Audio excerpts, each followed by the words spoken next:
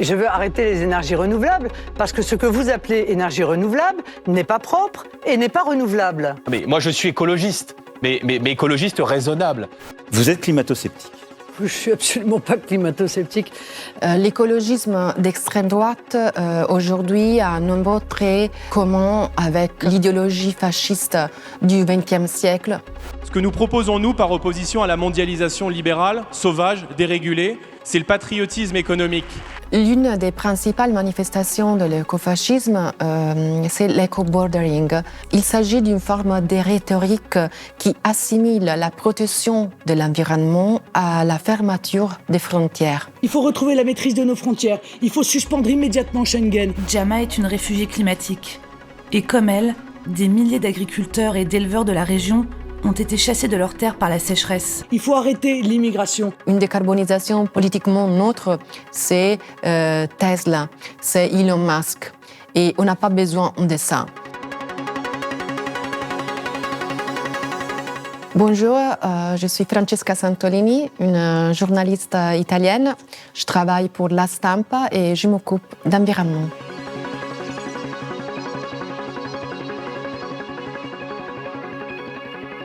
Dans la grammaire souverainiste et nationaliste d'aujourd'hui, les discours sur le climat n'est pas nié, il existe.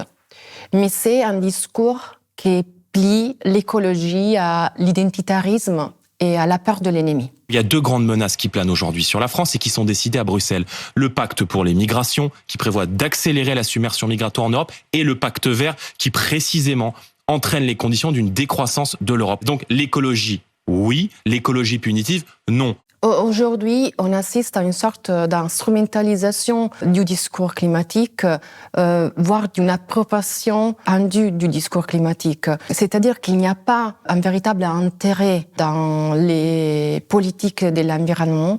L'écologisme d'extrême droite, aujourd'hui, a un nombreux traits communs avec l'idéologie fasciste du XXe siècle et à nouveau tenter des messages politiques très dangereux qui mettent l'accent sur la nécessité de se protéger de l'ennemi pour les biens de l'environnement. Donc c'est un discours vraiment qui instrumentalise la question climatique pour soutenir politique de fermeture des frontières. Et c'est la raison, M. Colombani, pour laquelle nous sommes aussi en difficulté aujourd'hui. Parce qu'ils ne font pas ce qu'il faut faire. Il faut retrouver la maîtrise de nos frontières. Il faut suspendre immédiatement Schengen pour pouvoir surveiller qui entre, qui sort. De ce point de vue, on peut dire que les choix de l'extrême droite aujourd'hui se dépassaient d'un négationnisme que je qualifie de littéral explicite dans mon livre écofasciste. Il ne peut pas y avoir de vérité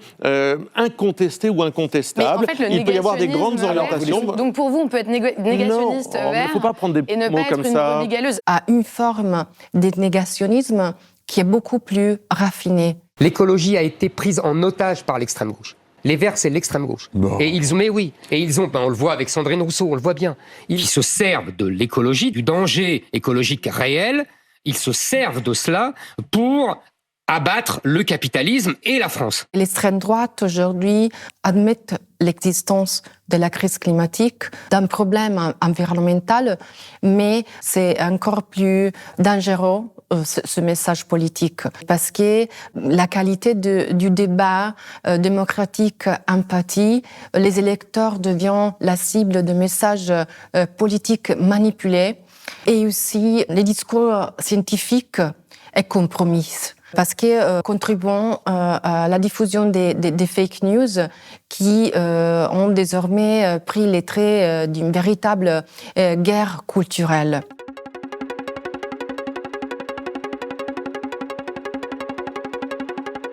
On peut trouver deux approches de la droite à l'écologie. La posture principale de la droite par rapport à l'écologie, on peut la définir carbofascisme ou fascisme fossile, c'est-à-dire la défense du capitalisme fossile. C'est une défense politique d'un statu quo économique et d'un système des valeurs identitaires. Du carbofascisme. Un terme utilisé pour la première fois en 2018 par l'historien des sciences Jean-Baptiste Fressoz dans une tribune pour Libération.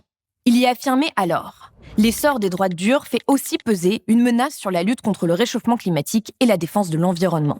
L'historien évoquait un nouvel axe autoritaire et climato-sceptique traversant le globe, une affinité entre droits durs et carbone. Et prenez comme exemple le programme écocidaire de Jair Bolsonaro, celui de Donald Trump, la défense des mines de charbon par le parti AfD en Allemagne ou encore le climato-scepticisme de Boris Johnson. C'est la posture, par exemple, qu'on trouve en Italie, c'est-à-dire de nier l'existence de la crise climatique dans les discours politiques et dans les débats publics. Tout simplement, on ne parle pas de ça en Italie.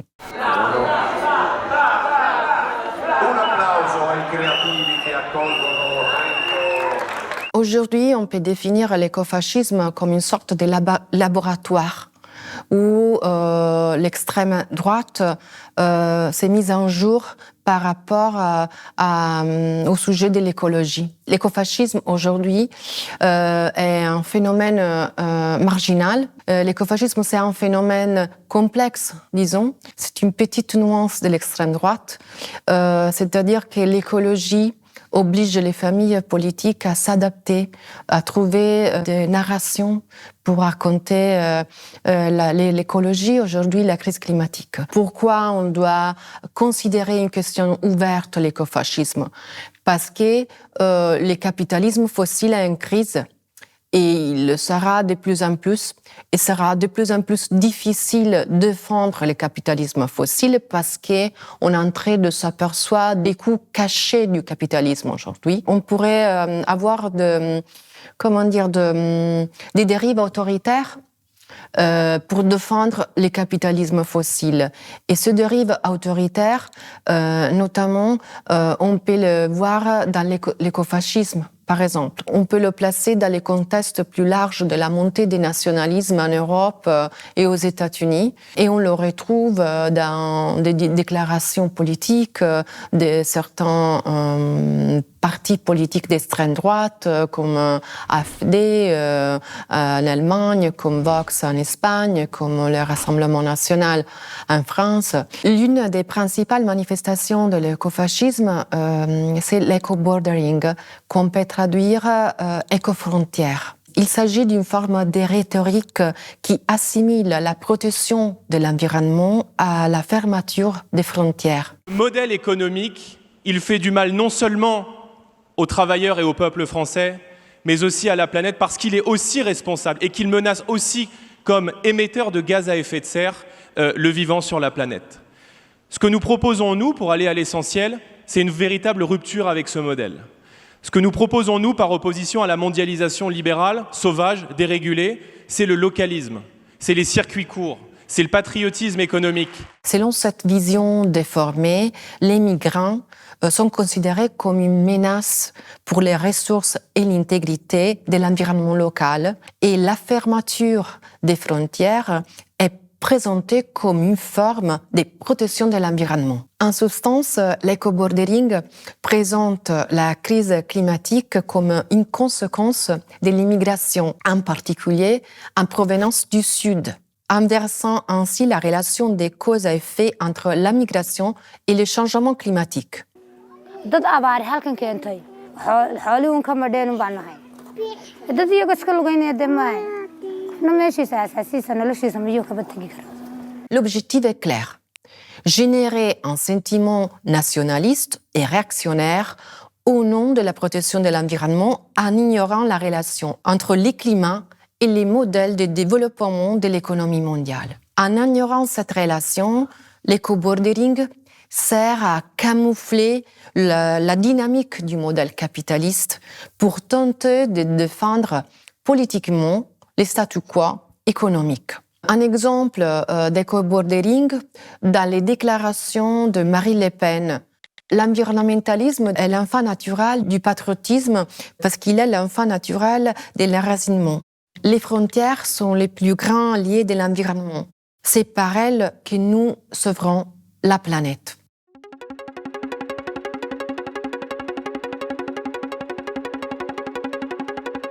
Je pense que ça peut être intéressant pour vous de savoir quelle réaction a provoqué la sortie de mon livre en Italie, dans un moment où en Italie, on a un gouvernement de droite. Parce qu'il y a eu des réactions qu'on peut dire grotesques par rapport à la sortie des écofascistes en Italie, mais aussi des réactions criminelles. Du jour de la sortie du livre, j'ai été attaquée par les journaux de droite avec des critiques méchantes, dérisoires, mais bon, c'était prévisible. Mais après, la situation est dégénérée quand on est passé des journaux aux réseaux sociaux. C'est-à-dire qu'à partir de là-bas, j'ai été attaquée par de centaines de profils fake, menaces, agressions online, jusqu'à quand la situation est complètement dégénérée. J'ai décidé de dénoncer à la police postale parce que j'ai été menacée. J'ai lisé ces menaces, ces insultes misogynes, sociopathes, haters de toutes sortes. J'ai été vraiment beaucoup touchée par les malaises qu'on a autour de nous. Per 2 giorni, se non 3, mi sono presa insulti online, una di quelle che si chiamano shitstorm, da questi pazzi di internet, i famosi leoni da tastiera, proprio perché avevo cercato di spiegare da dove viene questo negazionismo. C'est pas seulement, disons, négationnisme, c'est comme si des décennies d'exclusion sociale s'étaient catalysées sur la transition écologique. Donc, ça veut dire aussi qu'il y a un problème d'inarration de la gauche sur ce sujet. Parce que si on raconte la transition écologique sans la dimension sociale, sans parler de cumulation du capital, des luttes à la pauvreté, l'environnementalisme ne sert à rien. Et donc, je pense qu'on n'a pas besoin d'une décarbonisation neutre. Une décarbonisation politiquement neutre, c'est Tesla, c'est Elon Musk. Et on n'a pas besoin de ça. La droite a été très très bien à faire sa guerre culturelle et en considérant, comme on dit, l'anti-environnementalisme comme un terrain pour faire un consensus à bon marché. On ne peut pas faire la lutte au changement climatique sans la lutte à la pauvreté. Je pense que c'est à partir de là-bas qu'on doit répartir.